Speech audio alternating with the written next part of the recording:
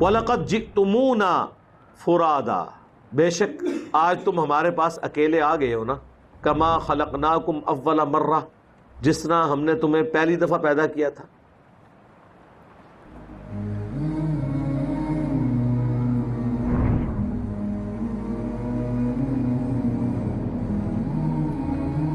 وَتَرَكْتُمْ مَا خَوَّلْنَاكُمْ، اور تم چھوڑ آئے ہو جو ہم نے تمہیں دیا تھا، وَرَاءَ ظُهُورِكُمْ، پیچھے ہی چھوڑ آئے ہو.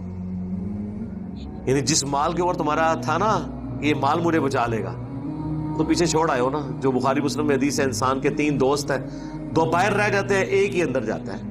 اس کے اعمال قبر میں ساتھ جاتے ہیں اور مال اور رشتہ دار باہر رہ جاتے ہیں.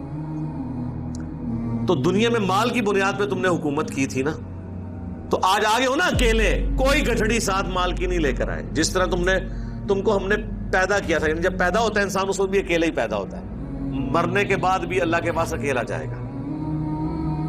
اور چھوڑ آئے ہو اپنے پیچھے وہ سب کچھ مال.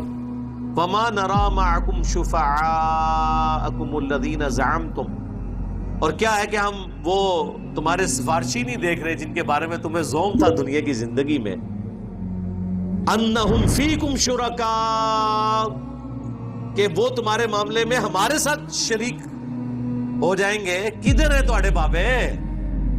وہ ہستیاں کدھر ہیں جن کے بارے میں دنیا میں زوم تھا کہ یہ اللہ سے تمہیں چھڑا لیں گی؟ کل قیامت کا دن ہوگا، غوث پاک فرمائیں گے اے میرے مرید، اے میرے محب، تو دنیا میں رہ کے وہ کام کرتا رہا جس سے مجھے خوشی ہوئی، آج میں تجھے خوش کر دوں. وہ بارگاہ الہی میں سفارش فرما دیں گے، بیڑا بیڑا. فرمایا مجھے اپنے رب کے عزت و جلال کی قسم، میرا قدم اس وقت تک جنت کو نہیں اٹھے گا جب تک میں اپنے سارے مریدوں کو جنت میں داخل نہ کروا لوں.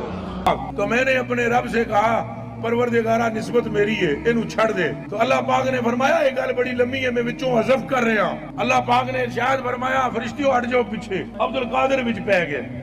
اللہ میرا بگڑا وقت سنوار دو، میرے بگڑا وقت سنوار دو، میرے خواجہ مجھ کو نواز دو.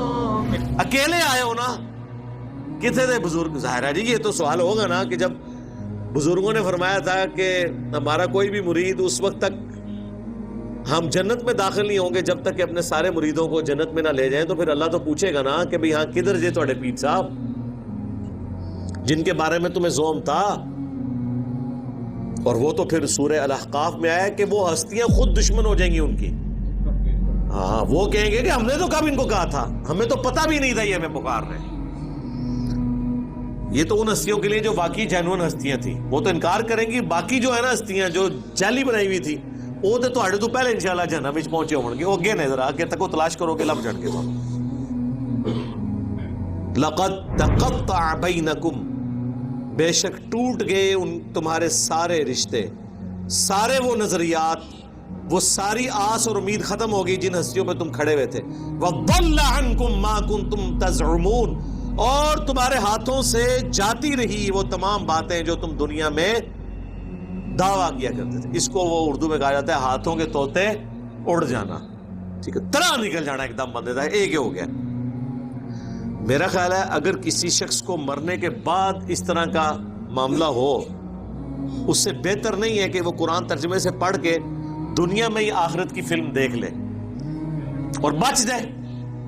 ٹھیک ہے، جس طرح یہاں بھی دنیا میں اگر کسی شخص کو ہم بتائیں کہ بھائی دیکھو یہ ویڈیو دیکھ لو سی سی ٹی وی کیمرے میں، کل ایک شخص یہاں سے گزر رہا تھا، گیٹ کراس کرتے ہوئے اس کا ہاتھ گیٹ کو لگ گیا، یہ گیٹ ارتھ ہوا ہوا ہے، وابڈا والوں کو ہم نے اطلاع کی ہوئی ہے لیکن ابھی تک یہ ٹھیک نہیں ہوا، یہ دیکھو اس کی لاش کل اٹھانی پڑی. کیا خیال ہے دنیا میں کسی کو یہ ویڈیو دکھائی جائے، وہ گیٹ وابڈا والے گارنٹی بھی دے دینا کہ اس میں کرنٹ نہیں ہے، لوگ کہیں گے جناب ایتھو تیسی گزرنے نہیں، کوئی دوسرا راہ دسو سانو. یہی ہوگا نا، کیونکہ جان کا خطرہ ہے، جہاں پر ایمان کا خطرہ ہے. اور بلکہ یہ بات کرتے ہوئے اگر کوئی شخص تھوڑے سخت لہجے میں بھی بول دے، ایک دو گالیاں بھی ساتھ نکال دے، کہ فلانے ٹھنگیا تو اتھو چلے آ دیکھ کل بندہ ایسا مار گیا، تو اس شخص کو اس کی گالیاں بھی یاد نہیں رہیں گی، بلکہ وہ کہے گا تو میرا محسن ہے کہ تو نے مجھے بچا لیا ہے، 3 گالیاں اور نکال کے مجھے بچاتا تاکہ مجھے یقین آ جائے کہ میں نے یہاں سے نہیں گزرنا. یہی ہے نا. لیکن دین کی بات آپ کسی بھی انداز میں ان کو کریں، گال بڑی سخت ہے. چلو جی یار گل کا انداز سخت ہے، گل تو ٹھیک ہے نا، نہیں گل بھی نہیں مننی، نہ منو، جاؤ چمڑ جاؤ جا کے.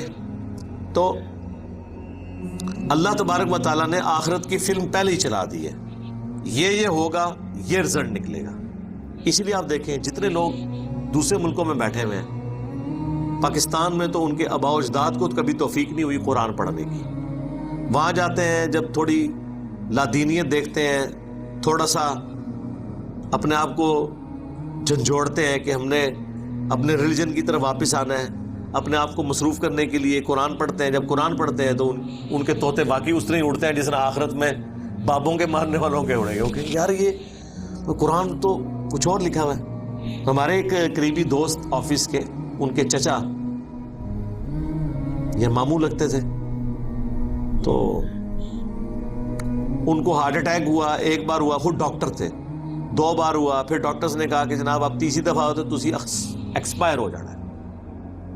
اب جب کسی کو بتایا جائے کہ بھئی کام تہاڈا نیڑے ہے، تیاری کر لو، اور پھر ڈاکٹر بھی ہو، وہ اس چیز کو سمجھتا بھی ہو.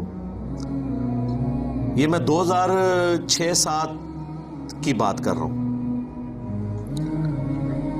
وہ جی انہوں نے قرآن جو ہے نا ترجمے سے پڑھنا شروع کر دیا. سوری خالو تھے، وہ ماموں نہیں تھے.